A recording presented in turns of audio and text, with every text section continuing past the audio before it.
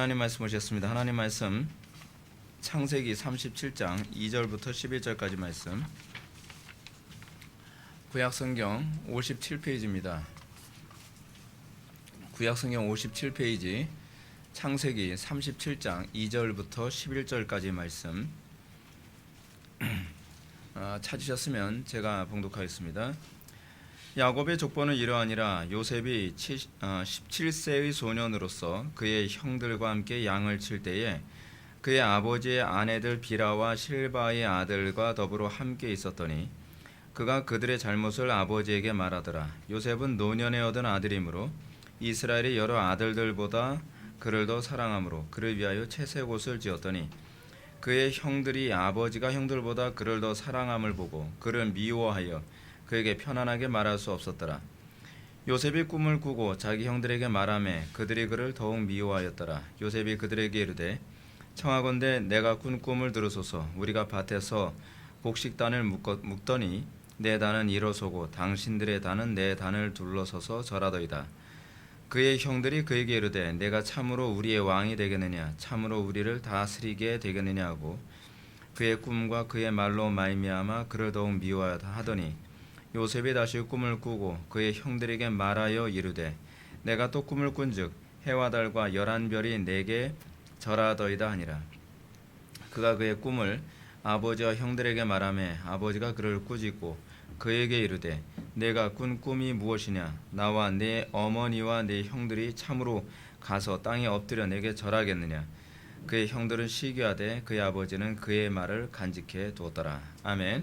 이 시간은 창세기 163번째 강의가 되었습니다. 채색 옷과 엔샬롬이라고 하는 제목으로 하나님 말씀 증거하도록 하겠습니다. 채색 옷과 엔샬롬. 엔샬롬이 무슨 뜻이냐고요? 평화 없음, 뭐 그런 얘기입니다. 오늘 지난 시간까지 우리가 야곱의 이제 생애에 대해서 쭉 살펴보고 그리고 오늘부터 우리가 이제 요셉의 생애로 이제 접어 들어가게 됩니다. 뭐 그렇다고 해서 뭐 야곱의 생애에 관한 얘기가 이제 끝났다는 얘기는 아니고요. 야곱의 생애의 연장선 안에서 이제 주로 이제 중심 초점이 이제 포커스가 이제 그 아들 요셉에게 이제 주로 이제 포커스가 맞춰져 있는 그런 본문을 우리가 이제 보게 되는 겁니다. 그럼에도 불구하고 우리가 좀 이제 인식을 해야 되는 것이 뭐냐면 창세기의 마지막까지 주로 큰 흐름 안에서는 야곱의 생애의 흐름 안에 있다는 것을 우리가 좀 염두에 두어야 되고요. 그럼에도 불구하고 이 창세기에서 끝까지 이제 나오는 흐름은 항상 우리가 잊어서는 안 되는 게 그겁니다. 인물이 아니라 이 이야기의 중심, 이야기의 그리고 주인공은 하나님이시라는 것을 잊어서는 안 됩니다. 하나님의 선하신 주권과 섭리라고 하는 흐름 안에서 우리의 신앙의 믿음의 조상들이 과연 어떻게 살아갔는가. 그 믿음의 조상 중에서 대표적인 사람이 3인방이 누구요? 아브라함, 이삭, 야곱이고 특히 이제 야곱의 아들들, 야곱의 12아들들의 인생이 어떤 식으로 흘러갔고 그 가운데서 하나님께서 어떻게 섭리하심으로 하나님의 백성들의 순례의 삶이 어떻게 진행되어지는지를 우리가 이 창세기를 통해서 계속적으로 살펴보게 됩니다. 오늘부터 시작되는 요셉의 이야기를 통해서 이제 모세가 던져주고자 하는 메시지가 무엇인지를 봐야만 합니다. 우리가 이제 창세기의 기록자가 모세라는 점을 항상 염두에 두고요. 항상 어떤 사건, 어떤 스토리가 나올 때 우리는 그냥 스토리를 의도성 없이 이게 보는 경향이 있는데요. 사실은 모세가 창세기의 어떤 스토리를 기록할 때는 그 당시 수신자들, 그러니까 출애굽한 이 이스라엘 백성들에게 모세가 어떤 메시지를 전달하기 위해서 이런 사건들을 기록했다라고 하는 부분을 염두에 두면서 우리가 항상 창세기를 읽는 그런 습관을 좀 길러야 될 필요성이 있습니다.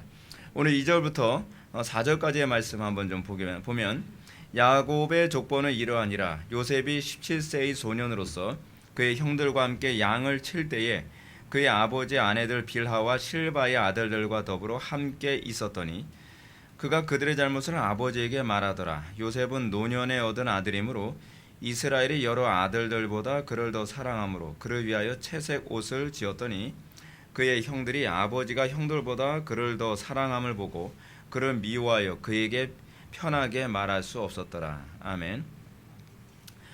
우리가 이제 지금까지 살펴본 2절부터 4절까지의 말씀은 요셉과 그의 가족들 간의 관계가 어떤 상태인지를 대략적으로 얘기해주고 있습니다. 그러니까 이 성경을 기록하는 방식을 보게 되면 굉장히 문학적으로 탁월한 게 뭐냐면요, 그냥 함축미가 끝내줍니다.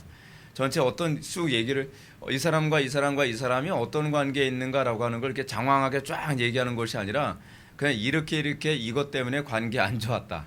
이 압축하는 데는 진짜 모세를 당해낼 사람이 없을 것 같아요. 요약 정리하는 데는 천재 같습니다.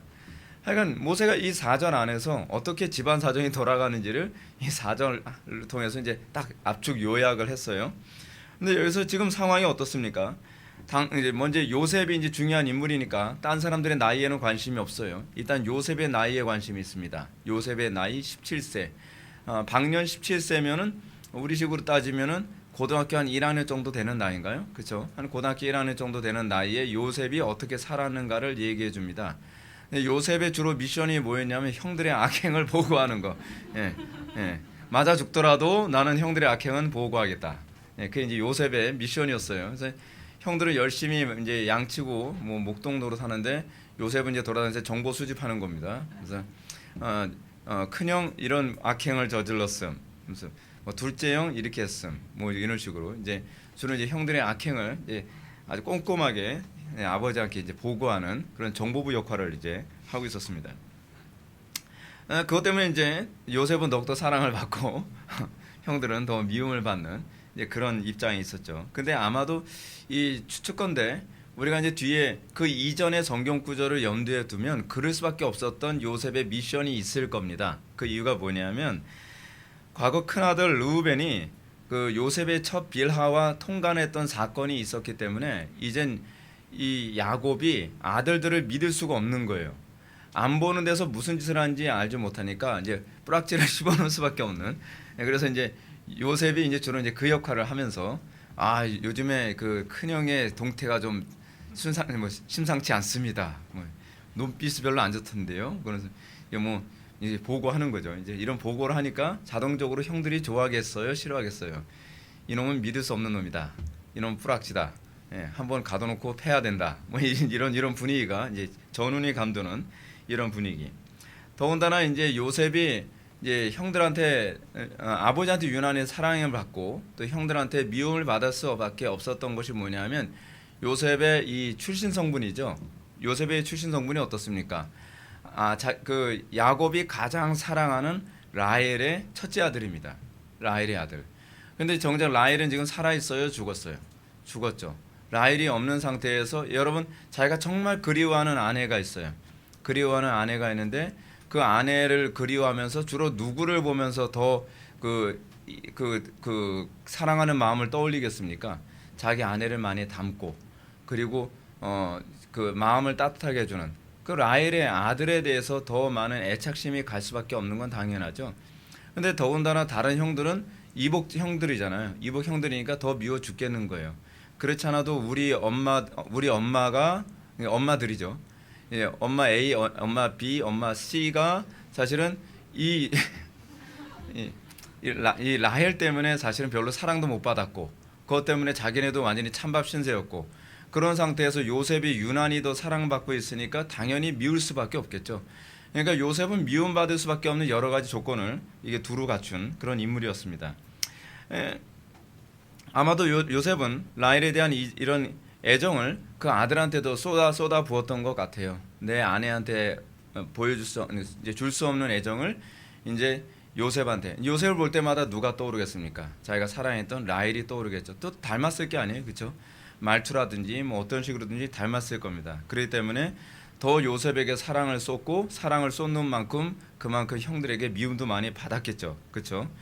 이런 상황에서 요셉이 다른 형들의 악행을 일일이 아버지에게 일러 바침으로써 형들과의 갈등은 더 증폭될 수밖에 없었을 것이 뻔합니다. 그럼에도 불구하고 요셉은 아버지가 형들의 비행을 일러 바치는 것을 기뻐하셨고 칭찬하셨기 때문에 눈치가 있는지 있었는지 없었는지 모르겠는데 계속 일러 바치는 거예요. 계속 열심히. 예. 일단은 아빠가 좋아하시니까 아버지 저는 핍박을 받더라도 또 일러 바치겠습니다. 계속 일러 바치겠죠. 근데 제가 지금 이렇게 말씀을 드리는 건 일종의 약간 유도가 있습니다. 왜냐하면 어떤 이 이것이 악행이 아니었다는 것을 나중에 제가 설명하기 위해서 일부러 여러분들이 약간 한쪽으로 더 기울어지게 일부러 말씀을 드리는 거예요. 하여간 이렇게 요셉이 아버지의 총애를 한 몸으로 더 받게 된 것과 형들로부터 미움을 사게 된 점을 모세는 또 요약을 아주 잘해주죠. 3절과 4절 말씀을 통해서 요약의 천재가 또 요약을 해주고 있습니다. 요셉은 노년에 얻은 아들이므로 이스라엘의 여러 아들들보다 그를 더 사랑함으로 그를 위하여 채색 옷을 지었더니, 하나의 단어를 가지고 채색 옷이라고 하는 하나를 통해서 아주 핵심적으로 이렇게 집중하게 해주죠. 그의 형들이 아버지가 형들보다 그를 더 사랑함을 보고 그를 미워하여 그에게 편안하게 말할 수 없었더라. 이 채색 옷을 요셉에게만 이 채색 옷을 입혔다는 것 자체만으로 그냥 요약이 가능하잖아요. 아, 이러니까 시기할 수밖에 없었겠구나. 이러니까 요셉을 미워할 수밖에 없었구나. 이럴 정도로 요셉은 특혜를 받았구나. 이 채색 옷 하나로 모든 것이 설명이 다 가능한 겁니다. 자, 그러면 이 채색 옷이 과연 무엇인가라고 하는 부분을 이제 좀 봐야 될 필요성이 있는데, 이 채색 옷이 무엇인가를 얘기하기 전에 여기서 이제 우리가 좀 봐야 될 중요한 표현이 하나 있습니다. 그것이 뭐냐면 그에게 편안하게 말할 수 없었더라라고 하는 표현입니다. 편안하게 말할 수 없었더라. 이 편안하게 말할 수 없었더라라고 히브리어로 말해야 되면 엔 샬롬입니다. 엔 샬롬. 그러니까 평안 없음, 평강 없음. 그걸 이제 엔이 히브리어에서는 낫의 의미를 가지고 있거든요. 그래서 평화가 없음. 이런 표현으로서 엔 샬롬의 상태를 요거 하나로 딱 표현해주고 있는 겁니다. 자, 근데 여기서 창세기 기록자 모세기록에서 우리는 채색 옷과 평안 없음 이 두 단어가 요게 딱 대조를 이루고 있는 겁니다. 채색 옷, 엔 샬롬 이 두 개가 이제 대조를 이뤄요. 채색 옷 때문에 평화가 없는 거예요. 그럼 이 채색 옷과 엔 샬롬이 어떤 관계가 있는가? 이 부분을 좀 볼 필요성이 있습니다. 이 채색 옷에 해당되어지는 이 히브리어가 이 키토네트 파심이라고 하는 단어를 사용하는데요. 영어로 coat of many colors 이렇게 돼 있어요. 그러니까 다양한 색깔로 된 코트로 이렇게 번역을 했습니다. 그래서 우리는 요거를 그냥 그렇게 번역을 한 것 같아요. 그래서 채색 옷, 다양한 색깔을 가지고 있는 옷 이런 식으로 번역을 했는데, 히브리어 원문에 더 가깝게 번역한다면 히브리어 원문은 어떤 의미로 되어 있냐면 특별한 옷이에요. 특별한 옷.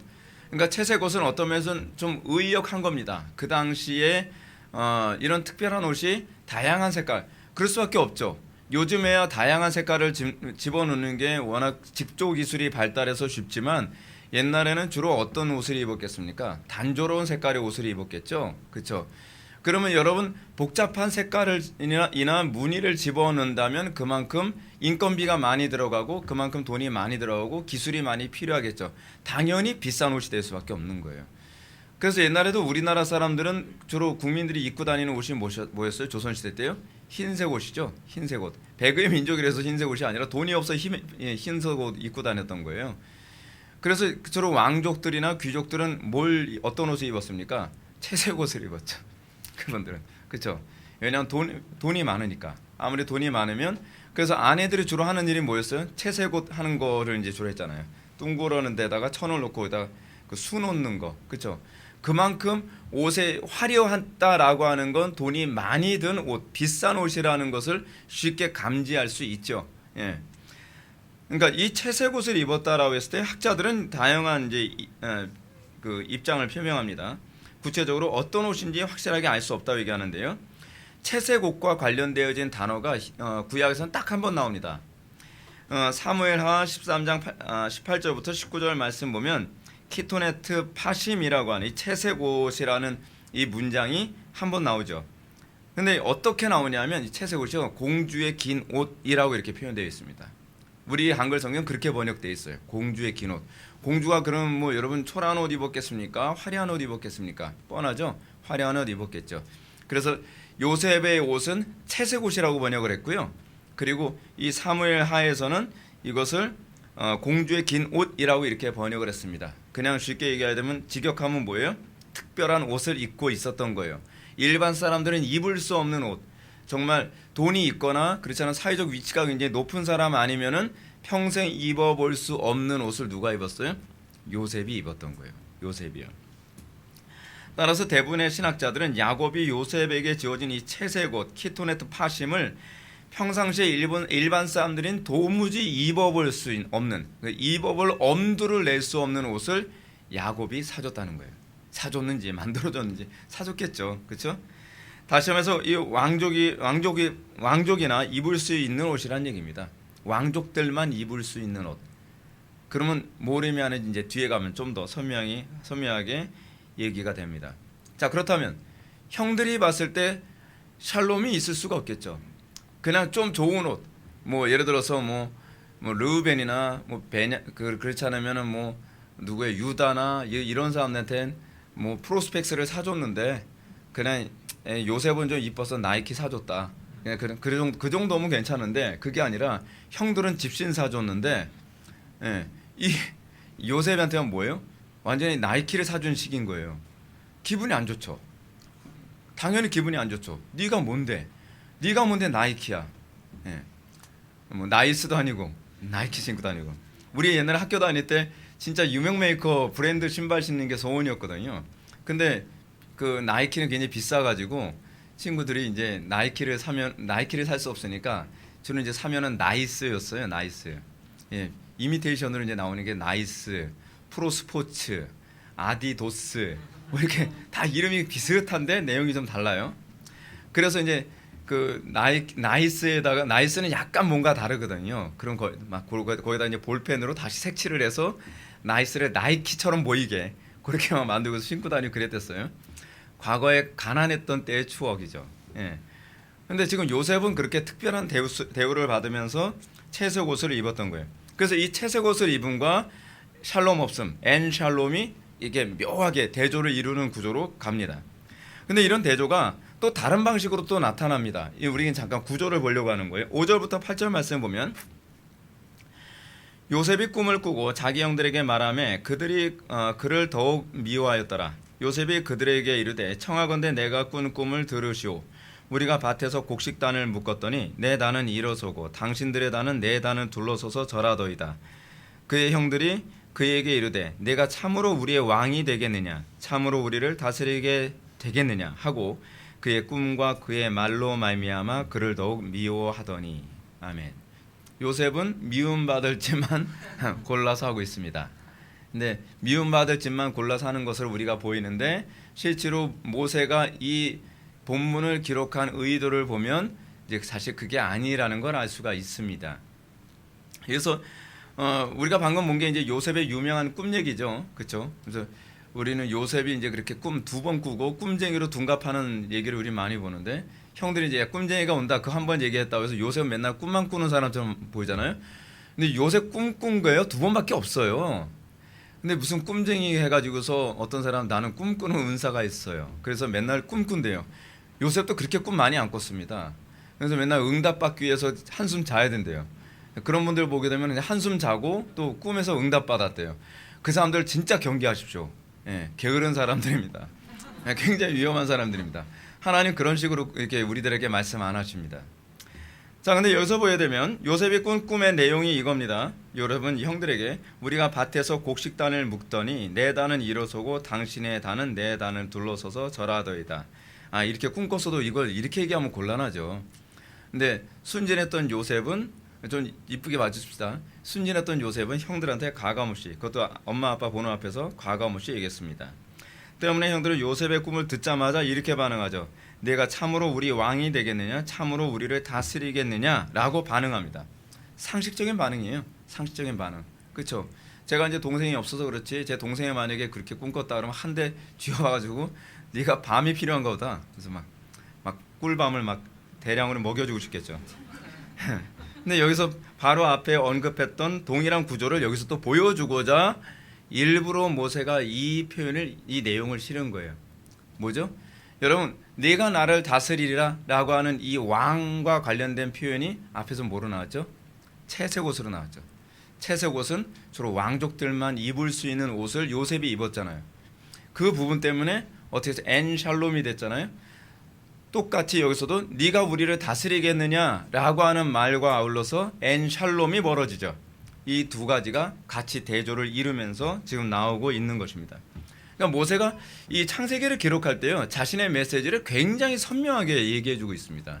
근데 우리는 이 성경을 대충대충 보다 보니까 모세가 이렇게 자세하게 설명하고 자기 의도를 선명하게 얘기하려고 무진장 애를 썼다는 걸 우리는 잘 발견을 못하고 뭐예요? 꿈쟁이다.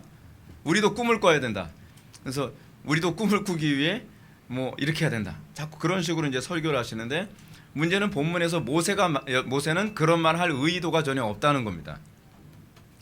그리고 여러분 이 한 가지 제가 또 짚고 넘어갈 게 뭐냐면 요셉은요 자기가 꿈을 꾸고 싶어서 애쓴 게 아니에요. 자기가 이런 꿈을 꾸려고 한 게 아닙니다. 그렇잖아요. 근데 부흥 강사들이 뭐라고 얘기하냐면 요셉이 이렇게 꿈을 꿨으므로 여러분들 꿈을 꾸십시오. 아니 이건 적용이 잘못된 거잖아요. 요셉이 나도 이렇게 꿈을 꿔야지 그러면서 잔 게 아니잖아요. 자고 일어났더니 그런 꿈을 꾼 거예요. 우리도 그런 거죠. 우리에게서 어떤 하나님의 비전, 하나님의 소명은 하나님의 주권에 의한 것이지 내가 그 꿈을 꾸려고 해서 꾸는 문제가 아니거든요. 이게 전형적인 인본주의적 접근입니다. 자, 근데 여기서 제가 아까 얘기했던 그 두 개의 구조를 우리가 발견해야 되죠. 요셉의 꿈에 대한 형들의 평가를 보면 그들은 네가 참으로 우리의 왕이 되겠느냐, 참으로 우리를 다스리겠느냐라고 하는 말과 엔샬롬, 그리고 채세국과 엔샬롬 그대로 다 짝을 이루고 있습니다. 그래서 점점 더 시간이 가면서 어떤 현상이 나타나냐면 엔샬롬이 점점 증폭되어져 갑니다. 그렇죠? 요셉이 한 번 더 꿈을 꾸고 나서 엔샬롬이 더 증폭되어지죠. 시간이 가면서 얼마나 이 채세국과 엔샬롬이 점점 증폭되어져 가는지. 그래서 여러분 요셉의 꿈도요 점점 더 증폭되어져 갑니다. 처음에는 형들이 몇 단이 절을 한다 그러더니 이제 또 다시 우리가 뒤에 이제 그 성역 구절 보겠지만 나중에는 하늘의 해와 달과 별이 다 자기한테 절한다고 해서 자기가 이렇게 왕으로 이렇게 존경받게 될 것에 대한 꿈에 관한 얘기가 채색옷이 더 확장되어지고 형들도 요셉에 대한 분노와 미움이 더 확장되는 것으로 점점 더 갭이 벌어지게 되는 부분을 이 모세가 굉장히 집요하게 우리들에게 얘기해주고 있습니다. 이렇게 분명히 나타난 구조를 통해서 우리는 모세가 그 당시 이스라엘 백성들에게 뭔 얘기를 하고 싶었는가? 여러분 무슨 얘기 하고 싶었겠습니까? 괜히 재미있는 이야기, 요셉 이야기, 너희들도 꿈을 꿔라 뭐 이런 식으로 모세가 이거 기록했겠습니까? 동화책 기록하듯이 그런 의도가 아니에요. 모세의 의도를 이해하기 위해서 우리는 칼빈이 본 구조를 어떻게 주석했는가를 한번 좀 들어볼 필요성이 있습니다. 칼빈은 본문에 대해서 이렇게 주석합니다. 모세는 이제 야곱의 아들들의 가증스러운 악에 대해 말하려고 하기 때문에 요셉이 다른 형제들보다 야곱의 사랑을 더 많이 받았다는 이야기부터 끄집어낸다. 이렇게 얘기합니다. 그러니까 고자질쟁이 요셉이라고 하는 얘기를 꺼내기 위해서가 아니에요. 형들이 얼마나 가증되고 형들이 얼마나 죄악 가운데 있었는가에 관해서 형들의 죄악을 제동을 거는 입장으로서의 요셉을 얘기하고자 하는 거였던 거예요. 그러니까 우리가 얼마나 본문을 편협하게 또는 우리 방식으로 이해하고 있는가를 우리는 다시 한번 발견해야 되지 않나요? 우리의 관점으로 요셉을 보면 요셉은 이게 좋은 애입니까? 나쁜 애입니까? 나쁜 애죠. 왜 형들한테 대해서 뭐 고자질. 근데 고자질도 여러분 그 쓸데없는 고자질하는 거는 그건 고자질이지만 형이 진짜로 잘못된 짓을 하고 있는데 동생이 침묵하는 게 그게 선은 아니죠. 지금 여기서 칼빈이 얘기하고자 하는 바가 그겁니다. 이 본문에서 얘기하는 건 형들의 죄악에 제동을 거는 자로서의 요셉이에요. 모세는 의도적으로 요셉이 다른 형들의 악에 대하여 동조하지 않았을 뿐더러 침묵하지 않고 아버지에게 고에 바쳤다는 점을 부각시키고자 하는 것입니다. 물론 요셉이 고자질한 것이 정당하다고 말하는 건 아니에요. 그러므로 우리도 동생들 고자질 시키도록 교육시키자. 제가 여러분한테 그런 거 얘기하자는 게 아니죠. 그렇죠? 근데 여기서 지금 말하고자 하는 의도를 보게 되면 요셉이 왜 이런 일을 할 수밖에 없었는가라고 하는 것을 볼 수 있는 거죠. 본문은 신학적 관점으로 봐야 되는 겁니다. 우리가 가지고 있는 윤리 도덕에 관한 관점이 아니죠. 그래서 모세가 이걸 통해서 요셉이 어떤 사람이라는 것을 보여주기 위한 거예요. 불의를 참지 못하고 의로운 성품을 가진 사람이라는 것을 부각시키기 위해 이 얘기를 하고 있는 겁니다. 그러니까 요셉이 눈치가 없어서 그런 것이 아니라 형들에게 미움받을 것을 알고 또 미움받고 있음에도 불구하고 이런 일을 계속적으로 함으로써 스스로 뭐예요? 의로 인하여 고통받는 역할을 하고 있다는 거죠. 그 부분을 얘기하고자 이 본문을 얘기하고 있는 겁니다. 물론 이 부분에 대한 학자들의 견해는 다양합니다. 상당수 학자들은 요셉이 자기 이복 형들의 잘못에 대해서 일일이 고자질했다는 것은 결코 잘한 것이 아니며 야곱도 요셉의 이런 행동을 크게 꾸짖었어야 된다. 뭐 이런 식으로 얘기하는 학자들도 있습니다. 물론 우리는 가정에서 형제들 사이에 동생이 뭐 매사에 이렇게 고자질하고 그러는 거 칭찬해주면 안 돼요. 왜냐하면 때로는 부족한 부분을 형제들이 서로 덮어주는 역할을 해야 되죠. 근데 문제는 형제 중에 하나가 나쁜 짓 하고 있는데 계속 그것을 덮어주게 되면 어떻게 됩니까? 나중엔 심각한 문제가 발생하는 거거든요. 그러니까 어떤 면에서는 여러분 형제가 많으면 좋은 게 뭐냐면 형제는요 서로가 서로의 감시자 5 담당자가 됩니다. 예, 시키지 않아도 알아서 잘 이게 얘기해 줍니다. 글쎄요 이런 일이 있었다는 거 있죠. 그래서 근데 여러분 그걸 통해서 서로 어떻게 해요? 잘못을 굉장히 많이 조심하죠. 네, 그래서 자식 많이 나오신 분들은 복 받으신 줄 믿으시기 바랍니다. 왜냐하면 둘만 나오면요 동조할 수가 있어요. 예, 예. 근데 한 셋, 넷 나오면요 그 중에 한 놈은 의견이 달라요. 예. 그래서 지금 한 뭐 12 되니까 의견을 이게 완전히 맞추기가 힘든 거예요. 그래서 요셉 저놈만 어떻게 설득하면 되는데 근데 요셉은 항상 거의 동조하지 않는 거죠. 그러니까 그것 때문에 미움받았다 이제 그 얘기입니다. 이 창세기 본문에서 모세가 이 본문을 기록한 의도는요 요셉을 부정적으로 묘사하기 위해 기록한 것은 아닙니다. 도리어 모세는 요셉이 형들의 부도덕한 행동에 동조하지 않음으로 미움과 시기의 대상이 됐다는 것을 얘기해 주기 원하는 거거든요. 만약 요셉이 형들의 죄에 동조하게 됐다면 요셉은 어떻게 됐을까요? 악해졌겠죠. 그리고 형들의 악행이 어느 정도였는지 여러분 아시죠?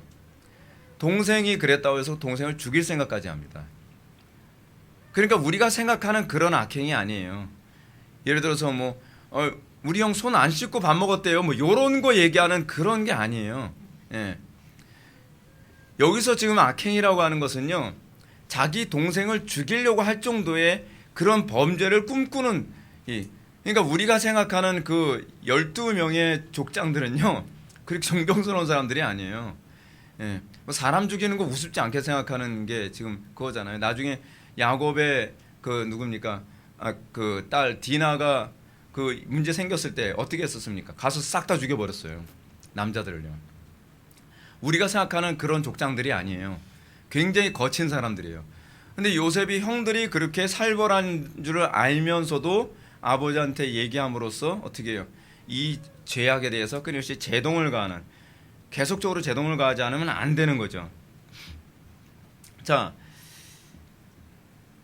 아마도 모세는 요셉이 이렇게 악과 하나가 되지 않은 태도와 더 나아가 아버지에게 이런 잘못을 알려주는 태도를 긍정적으로 말하면서 사실은 뭘 얘기하고자 하는 거냐면 요셉의 일관성 있는 태도를 또 보여주고자 하는 겁니다. 그래서 요셉이 여러분 처음부터 이 37장부터요 계속 어떠냐면 악하고 타협이라는 걸 몰라요. 그래서 어떤 식으로 타협이라는 걸 모르냐면 형들의 악행을 아버지에게 일렀다고 해서 악행의 그 형들에 의해서 어때요? 고통받죠. 근데 그거로 끝나지 않죠. 또 요셉이 어디를 가든지 항상 어떤 사이클이냐면 요셉은 어딜 가든지 인정받고 주변에 시기하는 사람한테 짓밟히고 이게 계속 반복돼요. 그렇죠? 이 굵은 사이클을 볼 수 있어야 돼요.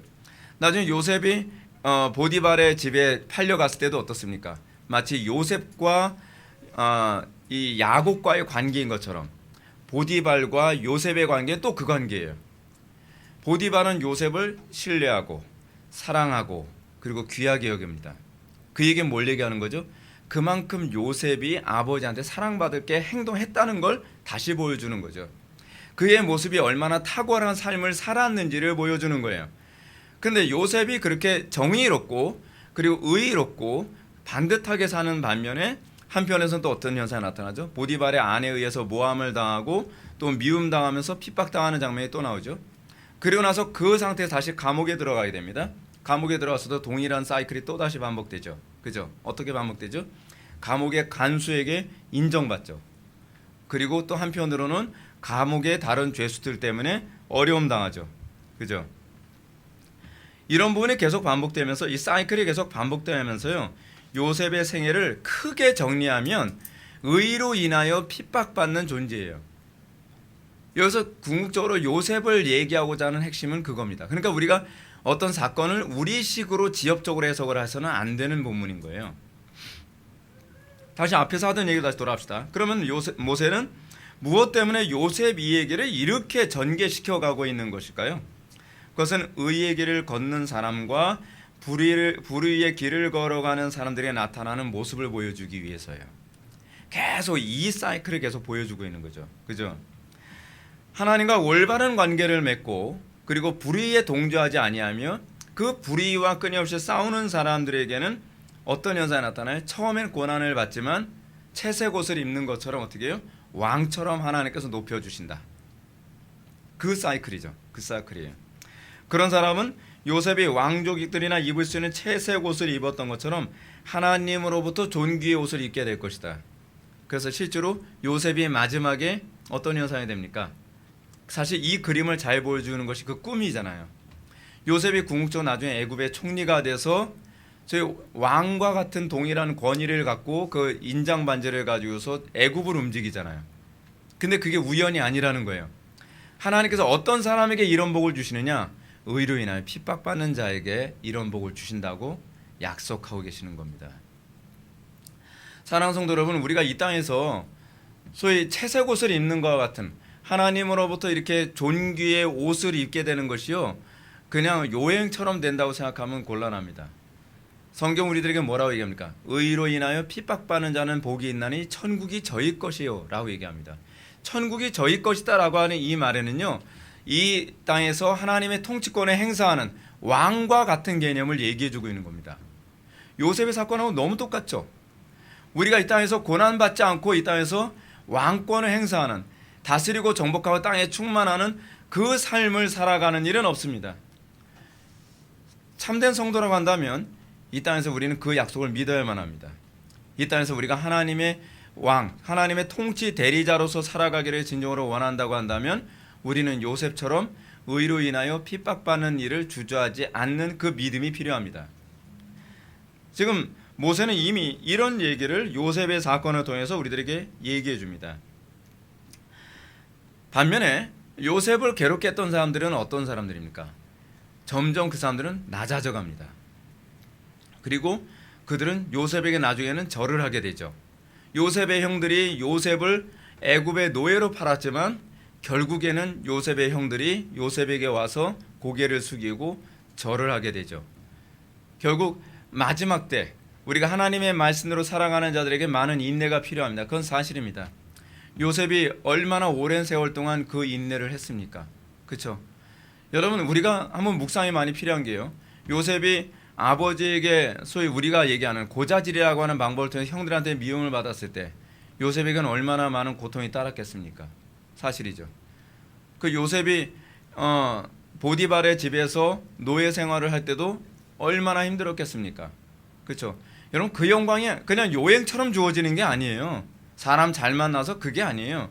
그가 얼마나 성실하게 살았고 그가 얼마나 의로운 삶, 타협이라는 걸 모르는 거룩한 삶을 살아가는지 그 얘기를 더 잘 보여주는 게 뭡니까? 보디발의 아내가 유혹을 했을 때 내가 어찌 이 큰 악을 하나님 앞에서 행하리요. 이게 바로 요셉의 신앙을 요약해주는 부분입니다. 그 요셉이라는 사람은 사실은 굉장히 연구할 그 가치가 많은 본문들로 가득합니다. 오늘날 이 땅에서 하나님의 통치 대리자로서 살아가는 성, 사실은 요셉은 예수 그리스도의 예표거든요. 그러니까 예수 그리스도의 예표로서 예수 그리스도의 삶이 어떤 삶이었는가를 사실은 모세는 하나님의 조명을 받아서 요셉을 그렇게 기록하고 있는 것입니다. 그래서 이 땅에서 여러분 의로 인하여 핍박을 받는 것, 고난받는 것 하나님께서 틀림없이 보상해 주시고 하나님께서 틀림없이 채색 옷으로 여러분들이 입혀주시며 하나님께서 때가 되면 높여주실 것을 믿으시기 바랍니다. 자, 이런 사실은 이제 모세와 이스라엘 간의 관계에서 흔히 일어납니다. 사실은 모세가 자기가 얘기하고자 하는 것은 뭐 예수님을 얘기하려고 하는 건 아니었겠죠. 뭐 예수님이 오실 줄도 몰랐고요. 근데 모세가 이 본문을 기록할 당시에는 사실은 출애굽 세대인 이스라엘 백성들에게 하고 싶은 얘기가 있었던 겁니다. 히브리인들에게요. 모세는 어떤 사람이죠? 율법의 대명사입니다. 이스라엘의 죄와 잘못을 지적해야 되는 입장에 있는 사람입니다. 그리고 그들의 죄에 대해서 날마다 하나님께 아뢰야 되는 그런 입장이에요. 누구하고 똑같죠? 요셉하고 똑같아요. 요셉은 옳고 그름에 대한 기준이 분명했어요. 틀림없이 요셉이 그러지 않았겠어요? 형 그거 하면 안 돼요. 그건 아빠가 싫어한다라고 얘기하지 않았나요? 근데 이 모습을 통해 사실은 자기 자신을 그들에게 투영해서 말하고자 하는 것이죠. 모세는 끊임없이 하나님의 말씀을 대변하고 그들의 죄악을 지적하며 그들에게 때로는 심판에 대해서, 그들에게 저주에 대해서 얘기합니다. 좋아했을까요? 제가 목회해 보니까 다 싫어하더라고요. 예. 근데 그게 모세가 하는 일이고 그게 요셉이 했던 일이라는 거죠. 그리고 그걸로 끝나지 않고 하나님께 또 아뢰입니다. 이게 바로 요셉과 오버랩되는 부분이죠. 뿐만 아니라 모세는 요셉처럼 율법을 떠나 살고 싶어했던 이스라엘 백성들에게 그래서 어떤 결과를 초래했나요? 미움과 시기와 질투의 대상이 되어버렸죠.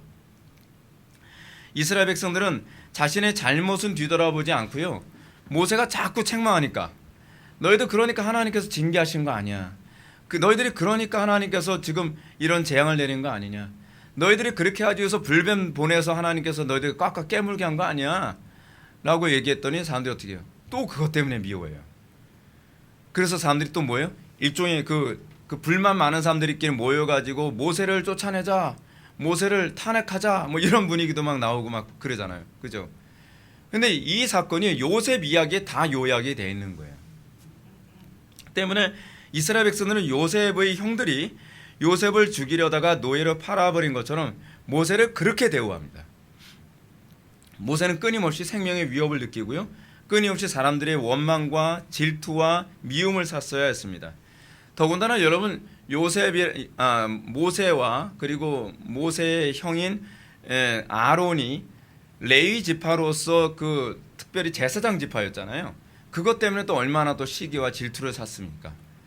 이제 그게 요셉 사건하고도 그대로 다 이게 오버랩되고 있는 거죠. 그래서 더 나아가 자신의 잘못을 하나님께 상정함으로 하나님께서 어떻게 합니까? 이 모세가 맨날 그거 했거든요. 하나님께, 하나님 저 인간들이 저 때려 죽인다고 하는데 어떻게 하면 좋습니까? 하나님께 꼭 이렇게 고해요.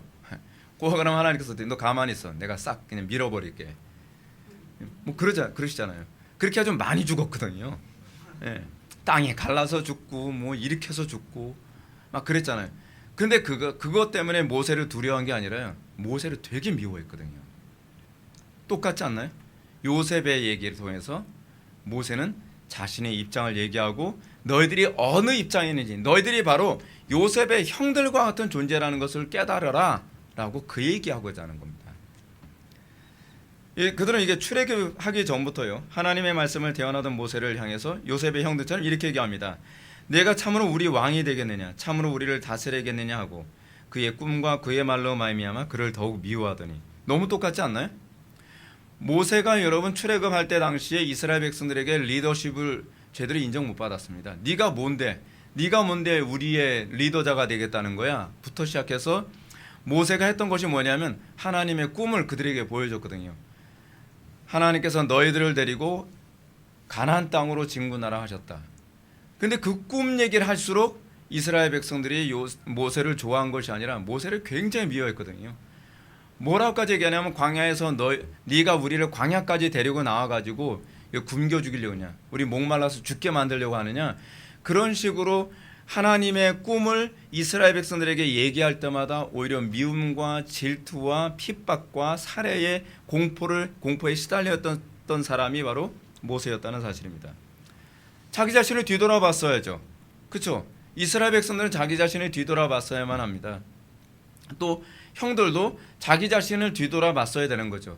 근데 인간의 악한 본성이 뭐냐면 이런 지적을 받았을 때 자기 자신을 뒤돌아보는 것이 아니라 오히려 자기를 지적하는 사람을 미워하고 질투하고 나중엔 죽이기까지 하려고 하는 태도였다는 거죠. 근데 그게 바로 예수님의 모습이었어요. 그렇잖아요. 예수님이 유대인들에게 뭘 잘못하셨습니까? 예수님은 하나님께서 주신 꿈을 그들에게 얘기하신 거잖아요. 그렇죠?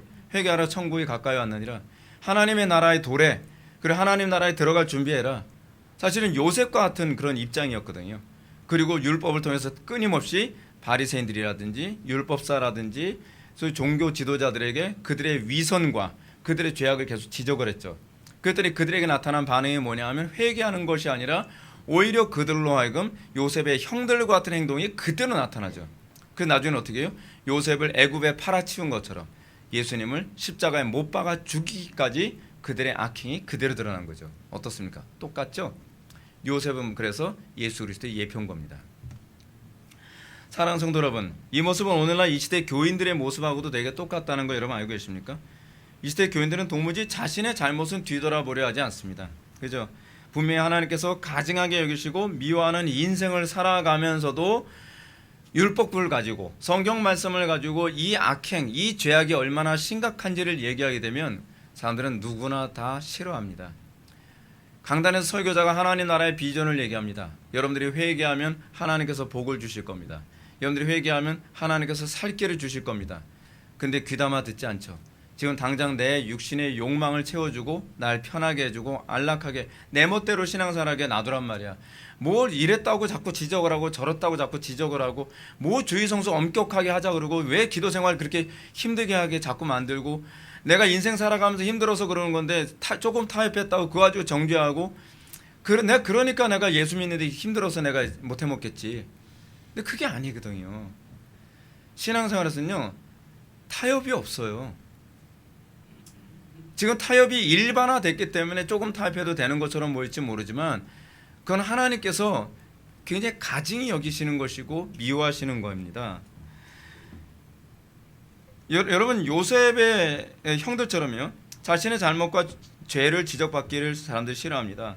싫어할 뿐만 아니라 하나님의 말씀으로 책망하는 설교자나 동료 신자들, 주변에서 권면해주는 동료 신자들도 굉장히 미워하지 않나요? 이런 사람들을 향해서 내가 참으로 우리 왕이 되겠느냐, 참으로 우리를 다스리게 되겠느냐 하고 그의 꿈과 그의 말로 말미암아 그를 더욱 미워하더니라는 태도가 그대로 나타나죠. 동료 신자들뿐만 아니라 부부간에도 어떤 분에 관해서 얘기해주면 당신이 뭔데 나한테 그런 지적이냐, 그럴 경우가 굉장히 많이 있죠. 우리 부모님도 나한테 그렇게 얘기하지 않았다. 그렇게 얘기하는 부모가 사실은 잘못이거든요. 근데 이런 일들이 가정에서 그리고 교회에서 일반 그 신자들과의 관계 안에서도 비일비재하게 일어나고 있는 거예요. 왜냐하면 이게 교만해서 그런 거예요. 교만해서요. 이런 태도를 견지하는 사람들을 향해서 예수님이 뭐라고 말씀하셨습니까? 너희는 듣기는 들어도 깨닫지 못할 것이요 보기는 보여도 알지 못하리라. 이 백성들의 마음이 완악하여져서 그 귀는 듣기에 둔하고 눈은 감았으니 이는 눈으로 보고 귀로 듣고 마음으로 깨달아 돌이켜 내게 고침받을까 두려워함이라 라고 그렇게 얘기했습니다. 이것이 오늘날 이 시대의 교인들의 모습이기도 합니다. 고침받기를 원치 않아요. 제가 느끼는 바가 그래요. 여러분들은 어떻습니까? 여러분들은 주일날 제가 오늘 난예배 때도 굉장히 또 많은 잔소리와 미움받을 짓을 해서 제가 이제 어디로 애굽으로 팔려갈지 미국으로 팔려갈지 모르겠는데 여러분 이렇게 얘기를 하게 되면 여러분 어떻습니까? 여러분 듣고 싶지 않잖아요. 듣고 싶지 않잖아요. 귀를 닫아버리고 실제로 사람들이 정말 듣고 싶어 하지 않는다는 게 눈에 보여요. 여러분 우리는 주일날 예배에 참석하는 이유가 뭡니까?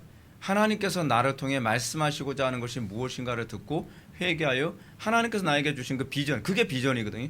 회개하는 자에게 주시는 하나님의 은혜. 근데 나는 비전이고 자식 필요 없어. 난 내가 원하는 대로 내 소견에 오른 대로 살고 싶단 말이야. 그죠? 그래서 그들은 어떻습니까? 그들의 눈은 봄으로, 그들의 귀는 들음으로 복이 있도다라고 하는 이 비전을 받아들이질 않죠. 사실은 이거 받아들이도록 하기 위해서 회개를 외치는 거거든요. 예수님도 그러셨고요. 근데 이런 복은 겸손한 자만 받을 수 있습니다. 사랑하는 성도 여러분, 저는 여러분이 주로 요셉의 위치로 살아가는 사람인지 아니면 요셉의 형들처럼 살아가는 사람인지 항상 냉정하게 자기 자신을 뒤돌아보았으면 좋겠습니다. 요셉의 형들은 마치 요한복음 3장 20절 말씀처럼 악을 행하는 자마다 빛을 미워하여 빛으로 오지 아니하나니 이는 그 행위가 드러날까 함이라 라고 하는 태도처럼 요셉의 형들은 요셉을 그렇게 싫어했습니다. 왜냐하면 요셉 때문에 내 악행이 드러나는 게 싫은 거예요. 요셉 때문에 내가 악을 계속 저지르고 싶은데 제재당하는 게 싫은 거죠. 여러분들 자녀들 양육할 때도 그렇습니다. 자녀들의 악행을 제재하고 그리고 악행이 그 아이들의 악한 습관이라든지 그런 버릇이 컨트롤되는 것이 이것이 자연스럽게 느껴져야 아이들이 악행으로 더 이상 달려가지 않습니다. 우리의 타락한 본성은 내 악행에 대해서 제동 거는 것에 대해서 견딜 수 없어 합니다. 정말 견딜 수 없어 합니다. 그거는 아기 때서부터 그렇습니다. 그래서 여러분들이 자녀를 교육할 때 제일 쉬울 때가 아기 때가 제일 쉬운 겁니다. 아기 때 고집 꺾으세요. 아기일 때 여러분들을 컨트롤 못하면 나중엔 여러분들 그 자녀들에 의해서 여러분들 굉장히 힘들어집니다. 왜냐하면 우리는 점점 늙어가고 아이들은 점점 더 성인이 돼가기 때문에 그런 거죠. 그래서 우리가 성경적으로 제대로 자녀들을 양육하게 되면 아이들이 성인이 됐을 때 우리는 그 자녀들에게 도움을 받아서 살 수 있습니다. 근데 우리가 하나님의 말씀대로 제대로 양육을 안 하면 나중에 그 대가를 자녀들이 성인이 됐을 때 치르게 됩니다. 우리는 늙어지고 힘없고 병약할 때 자녀들은 우리를 절대로 돌아보지 않을 것이며 우리가 어떤 얘기를 해도 순종하지 않습니다. 그 자녀 때문에 오히려 노년에 더 힘들게 살게 될 것입니다. 성경대로 살아가는 것이 가장 복됩니다. 성경대로 살아가는 게 제일 쉽게 인생을 사는 방법입니다. 비성경적으로 살면 지금은 쉽지만요, 앞으로 인생 사는 게 점점 고달퍼집니다. 제 말을 믿으세요. Trust me. 네. 여러분 진짜 인생 쉽게 사는 법 제가 가르쳐 드리는 거예요. 당장 어렵게 살고 쉽게 사는 게 낫지, 당장 쉽게 사느라고 인생 정말 더 이상 어떻게 해결할 방법이 없어 나중에 목숨 끊는 사람들까지 생기잖아요. 그거 왜냐하면 인생 어렵게 살아서 그래요. 성경에 가르쳐 주거든요. 인생 쉽게 사는 법. 인생 쉽게 사는 법 뭐예요? 의로 인해서 핍박받아라. 네. 네. 그게 인생 쉽게 사는 방법이에요. 네. 그렇기 때문에 여러분 교회사를 볼 때도 항상 경건하게 신앙생활하는 사람들에게는요 항상 뭐가 왔습니까? 핍박이 왔습니다. 근데 핍박만 온 것이 아닙니다. 그들에게는 영광도 같이 왔습니다. 하나님께서는 그들을 통해서 하나님께서 복을 주시고, 그리고 그들이 정말 의의 채색의 옷을 입고 하나님께 영광을 얻는 그런 인생을 살게 되었습니다. 여러분들에게도 그 복된 인생을 살게 되기를 주님의 이름으로 축원합니다. 그러나 요셉의 이야기를 듣고 형들과 다르게 반응한 사람이 또 한 명 있었습니다. 그게 누굴까요? 바로 야곱입니다. 야곱. 그래서 저는 야곱을 좋아해요. 시간에 와서 야곱이 굉장히 매력이 있더라고요. 9절부터 11절 말씀 한번 좀 읽어보시겠습니다. 9절부터 11절 읽겠습니다. 시작.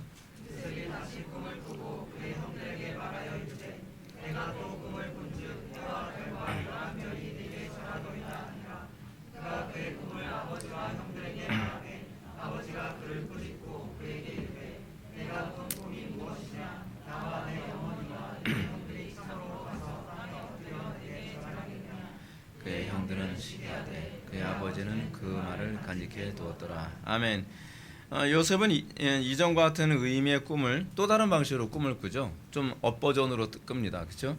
이전에는 어떤 꿈을 꿨어요? 볕단이 이제 11개의 볕단이 있는데 그 11개의 볕단이 이제 자기에게 절을 하더라. 이제 요거. 근데 또 다시 꿈을 꿨는데, 그러니까 항상 꿈을 두 번 꾸는 이유가 있죠. 그러니까 이 사건이 창세기에서 또 다시 나오잖아요. 그죠? 애굽의 왕 파라오의 사건을 통해서 같은 꿈을 다른 방식으로 두 번 꾸게 하시는 것은 이 일이 반드시 일어난다라고 하는 이 증인의 숫자거든요. 반드시 일어난다는 의미에서 하나님께서는 동일한 꿈을 두 번 꾸게 하신 겁니다. 근데 두 번째 꿈은 또 약간 버전업이 돼가지고서 어떤 식으로 이제 꿈을 꾸냐면 자기 부모님까지 다 포함되어진 하늘의 해와 달과 별이 아마 달이 한 3개 더 떴을 거예요 아마. 그쵸? 엄마가 셋이니까. 하늘의 해와 달과 별이 이게 주렁주렁 떠가지고서 다 자기한테 절을 했다고 하는 그런 꿈을 딱 꾸는 거예요. 그 꿈 얘기하니까 어떻게 해요 또? 근데 여러분 단순히 이 꿈 얘기해서 미움받았다, 그러니까 요셉이 참 눈치가 없구나, 그 얘기가 아니에요. 이 사건을 통해서 궁극적으로 우리들에게 얘기하고자 하는 구약과 또는 모세 당시의 메시지는 뭐냐면 하나님의 비전을 얘기했을 때, 하나님의 선하신 작정을 얘기했을 때 타락한 인간들의 반응이 어떠한가에 관한 얘기입니다. 요셉이 사실은 그 얘기를 딱 하고 난 다음에 다 미워하잖아요 또. 근데 여기서 야곱도 한마디 합니다. 야곱도 요셉에게 내가 꾼 꿈이 무엇이냐, 나와 내 어머니들이죠, 내 어머니들과 내 형들이 참으로 가서 땅에 엎드려 내게 절하겠느냐라고 꾸짖었습니다. 근데 야곱이 요셉을 이렇게 꾸짖은 이유는 뭐냐면 이 부분이 불쾌해서라기보다는 다른 형제들이 볼 때에 너무 야곱을 두둔하게 되면 야곱이 더 고통받을까봐 이런 차원에서 야단친 거로 보는 것이 훨씬 더 적절할 겁니다. 칼빈도 야곱의 이런 반응을 이렇게 해석합니다. 이는 그가 그 꿈을 노여한 것이 아니라 다른 이들의 마음을 격동시키고 싶지 않았기 때문이다. 그들은 교만심 때문에 동생에게 복종하는 것을 용납하려고 하지 않았을 것이기 때문이다.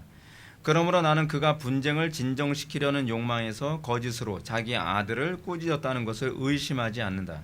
아주 적절합니다. 근데 이 주장이 타당하다는 사실은 그 다음 구절이죠. 그의 형들은 시기하되 그의 아버지는 그 말을 간직해 두었더라 라고 하는 부분입니다. 이스라엘이라고 하는 이름을 받은 야곱에게서 나타나는 이 탁월함이 바로 그겁니다.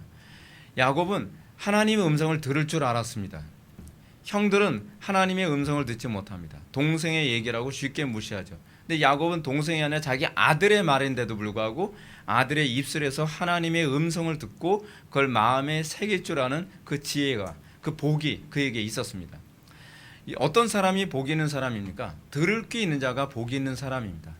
예수님께서 직접 말씀하셨다고 해서 다 들을 수 있는 것이 아닙니다. 예수님 당시에서도 계속 그거잖아요. 어떤 사람이 복이 있는 사람이라고요? 듣기에 둔한 사람이 아니요. 잘 들리는 사람. 하나님의 말씀이 잘 들려지고 마음에 새겨지는 것. 기독교 신앙에서는요, 최고의 복은 하나님의 말씀을 잘 들리는 게 최고의 복입니다. 하나님의 말씀이 여러분들 성경을 읽을 때나 그렇지 않으면 여러분들이 그 설교를 들을 때 마음에 안 새겨지면요, 이거 되게 심각한 겁니다. 설교를 듣고 나면 이게 묵상이 되어져야 돼요. 이게 마음에 새겨지면 그게 자동적으로 묵상으로 나오게 되어 있거든요. 근데 여러분들 설교 듣고 나면 자꾸 잊어먹잖아요. 설교 듣고 나면 안 남잖아요. 그 불경건하게 살아서 그래요. 죄송하지만.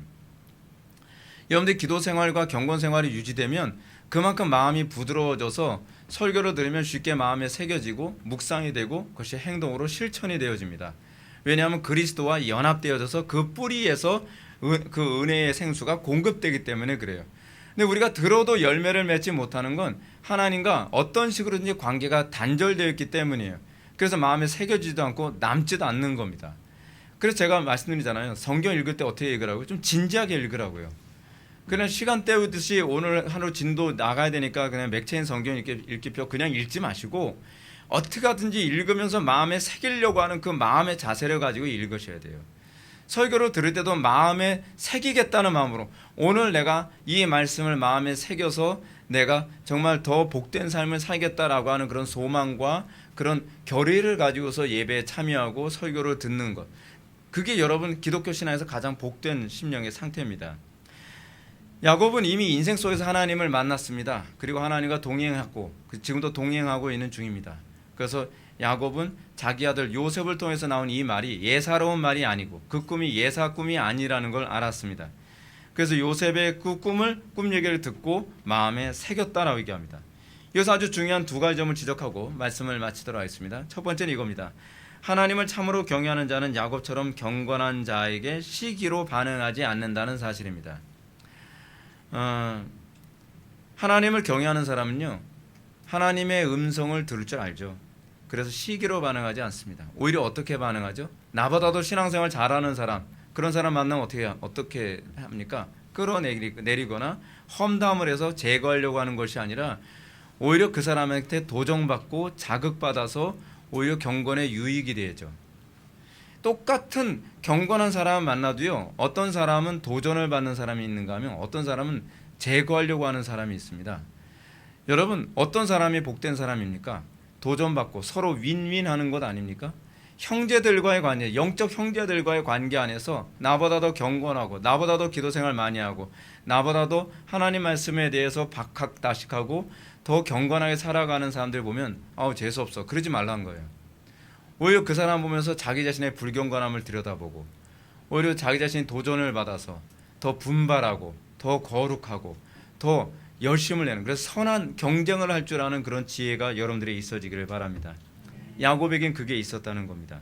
두 번째로 제가 여러분들에게 교훈으로 삼게 바라는 것은 야곱이 요셉의 말을 듣고 그 마음에 간직해 두었다는 겁니다. 마음에라는 말은 없지만 마음에 간직해 둔 거죠. 그렇죠? 그럼 뭐 주머니에다 간직하겠습니까? 그렇잖아요. MP3에다 간직하겠습니까? 그렇잖아요. 마음에 간직했겠죠. 이 말은 야곱이 얼마나 신중한 태도를 견지했는지, 그가 얼마나 겸손한 상태였는지를 알 수 있습니다. 야곱은 롯의 두 사이들처럼 사람의 입을 통해서 말한다 해서 농담처럼 생각하지 않았습니다. 경솔하게 생각하지 않았습니다. 그냥 듣고 쉽게 잊어버리지 않았습니다. 여러분 어떤 사람이 복된 사람이고 어떤 사람이 지혜로운 사람이냐면요, 그 지혜자의 말을 듣고 그냥 쉽게 그 가볍게 취급하는 거, 농담처럼 취급한다는 얘기거든요. 사회적으로 전혀 발전이 없습니다. 그러니까 이거는 믿고 안 믿고를 떠나서요, 정말 지혜로운 사람이 정말 교훈이 될 만한 얘기를 누군가 해주면요, 굉장히 진지하게 반응하는 것이 좋습니다. 그러니까 저는 제가 일반 은총적 차원에서도요, 안 믿는 애들하고도 이제 만나서 대화할 때도 어떤 애들은 이렇게 뭘 얘기를 하면 농담처럼 반응하면서 희축희축대고 막 그러면 진짜 되게 싫어요, 저는. 근데 어떤 말 딱 하면 곧바로 반응이 굉장히 진지해 가면서 생각하는 아이들이 있거든요. 근데 이건요, 믿는 애들이건 안 믿는 애들이건 이런 아이들이 정말 변화가 있더라고요. 도전을 받고. 신앙생활에서 그렇습니다. 우리 성도들이 정말 하나님의 말씀을 딱 받았을 때, 그리고 설교를 들을 때 우리가 정말 정말 산처럼 진중함이 좀 있었으면 좋겠습니다. 옛날에 우리 어머니가 우리 외삼촌에 관해서 잠깐 얘기한 적이 있었는데요. 우리 외삼촌 예수 안 믿어요. 예수 안 믿는 사람인데 그 기독교 별로 좋아하지 않는 사람이었습니다. 그럼에도 불구하고 이제 라디오로 딱 틀면 라디오에서 가끔가다 뭐 조인기 목사님 같으면 이제 설교가 막 뜨잖아요. 그러면 기독교 목사님이 설교했다고 무조건 채널 돌리는 게 아니라 딱 고정을 시켜놓고 굉장히 진지하게 듣는데요. 그래서 고개 끄덕끄덕하면서 일리 있지, 그렇지. 깊이 있게 생각하고 들어보고 타당성 여부를 따져보고 그래서 내 거로 삼으려고 마음에 간직하고. 제가 사실은 그래요. 개인적으로 제가 이제 저희 외삼촌 얘기를 좀 해드리고 싶은 게, 우리 외삼촌하고 이제 작년인가 제가 이제 전화 통화를 했는데, 제가 외삼촌을 굉장히 좋아하고 존경하거든요. 전쟁 영웅이었거든요, 이분이.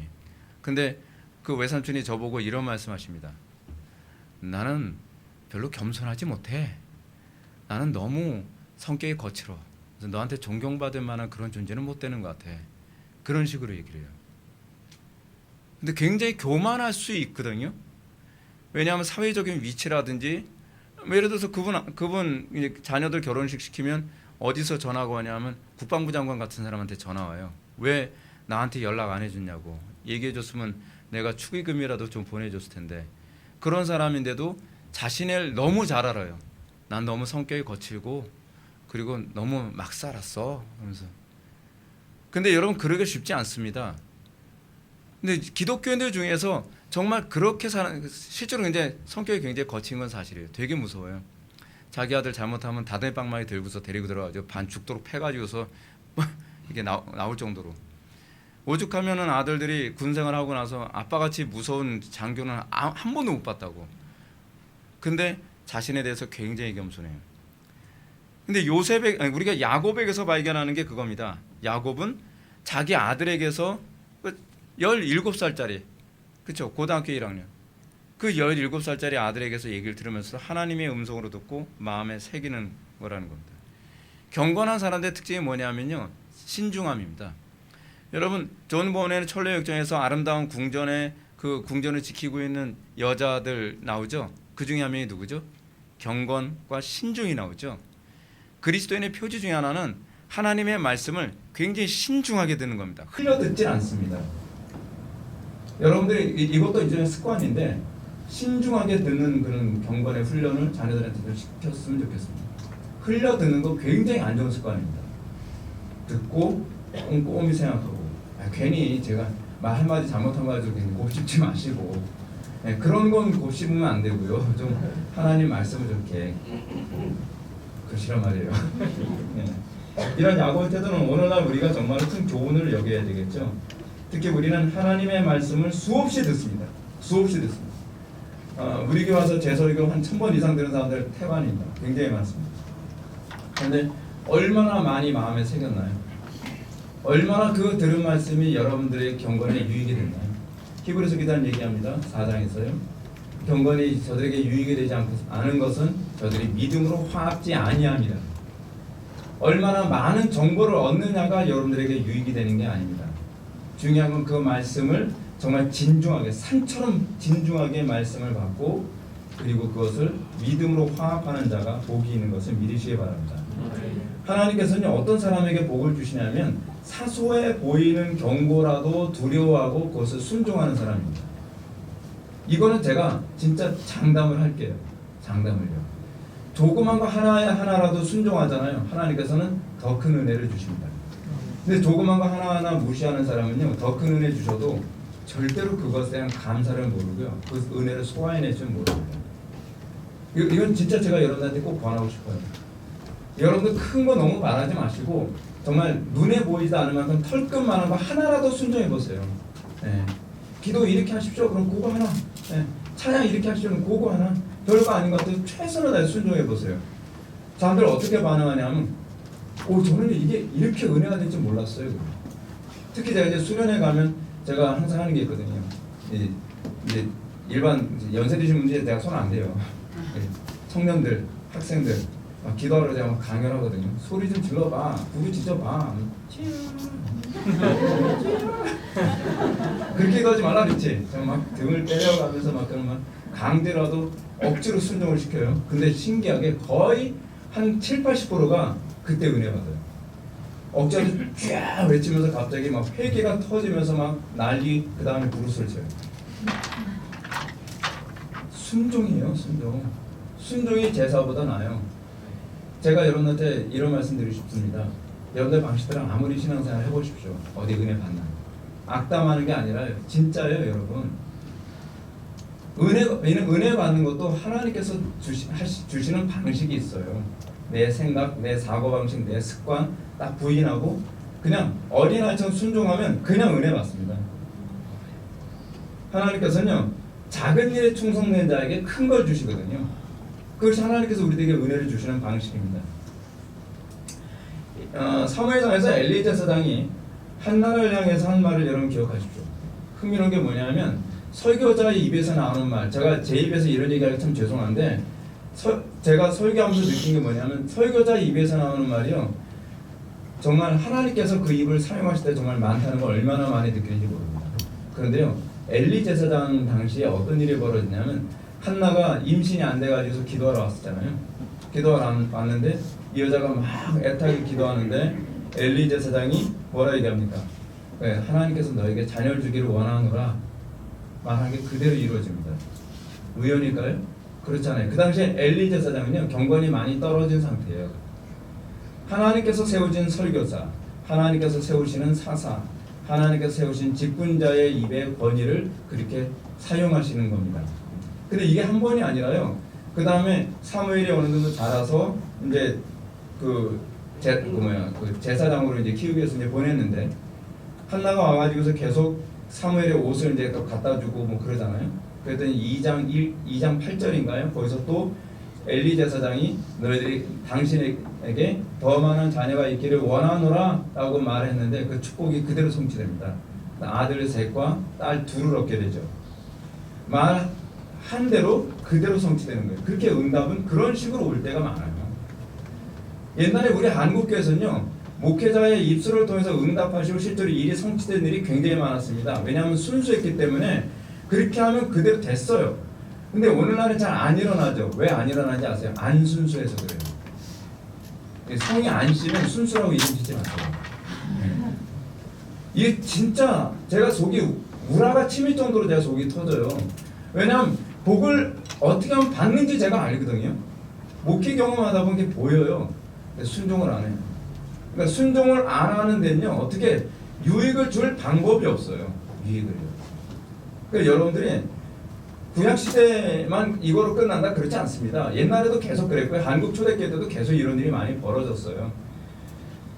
하나님은 자신을 경외하고 말씀을 버리지 않는 사람에게 복을 주십니다. 목사가 대단해서가 아니라요, 하나님을 경외하는 태도 때문에 복을 주시는 겁니다. 말씀을 무시하는 태도, 아주 심각한 불경건입니다. 그러나 두렵게도 오늘날 한국교회 안에서 말씀을 무시하는 이 풍조가 아예 보편화돼 버리고 말았어요. 이게 얼마나 큰 죄인지도 모르죠. 호세아 선지자 말합니다. 내 백성이 지식이 없음으로 망하는도다.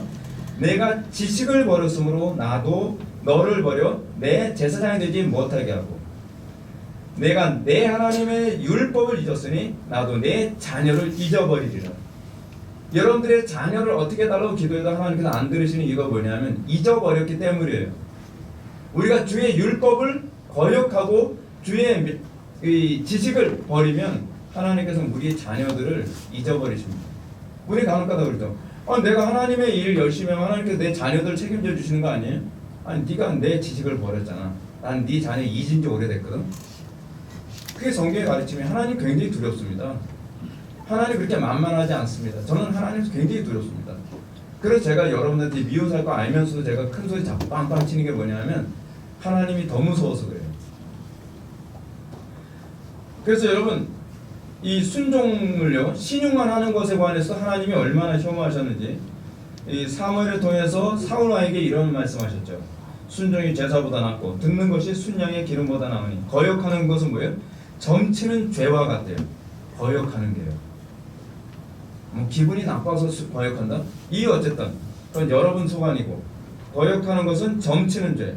누가 교인들 점쳤다고 정죄하지 마십시오. 거역하면 여러분 점치는 죄와 같대요. 완고한 것은 사실 우상에게 절하는 죄와 같음이라. 완고한 것은요 우상 숭배와 똑같다는 얘기입니다. 신앙생활은 자기 부인입니다.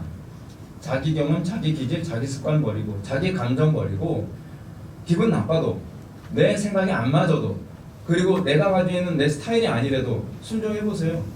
그 다음에 하나님께서 책임지십니다. 순종 안 하는데야 뭐 복을 받을 수가 없잖아요. 예를 들어서 산에 가서 물고기 잡으라, 산에 가서 물고기 바다 가서 강에 가서 물고기 잡으라 얘기하는데 자꾸 산으로만 가는 인간한테 어떻게 물고기를 잡게 할 수 있겠습니까? 그렇잖아요.